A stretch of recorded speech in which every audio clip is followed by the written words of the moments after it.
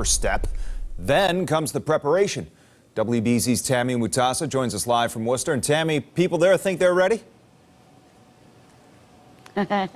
Chris, that's right. They think they are ready, and they are ready. A lot of that snow action will be happening right here, so you can bet crews and people have been bustling and gearing up for this event. You can see this pile of sand right here behind me. It's been very popular tonight, along with all that salt over there in that barn.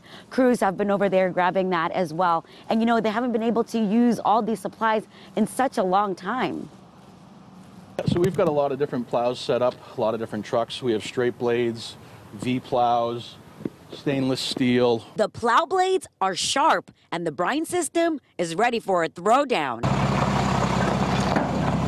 It's the snow event Galasso Landscaping has been waiting for as crews gear up to dig out Worcester County businesses and commercial properties. When winter's here, you know, she shows her face and we're ready. That snow means white gold, especially when it's been a mild winter. Supervisor Mike Carmen is making sure the 14 plow trucks and 100 tons of salt won't miss an opportunity. Our bit of our secret sauce is timing the pre-treating right and getting a good application of salt down prior to the storm. It helps speed things up and keep things moving smoothly throughout the storm.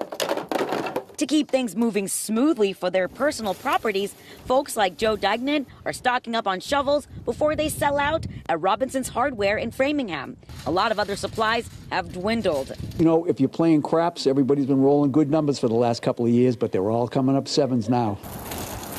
It's not just the rush for last-minute snow supplies, it's the rush for last-minute food supplies, too, at jamming grocery stores. Milk, bread, of course, the usual.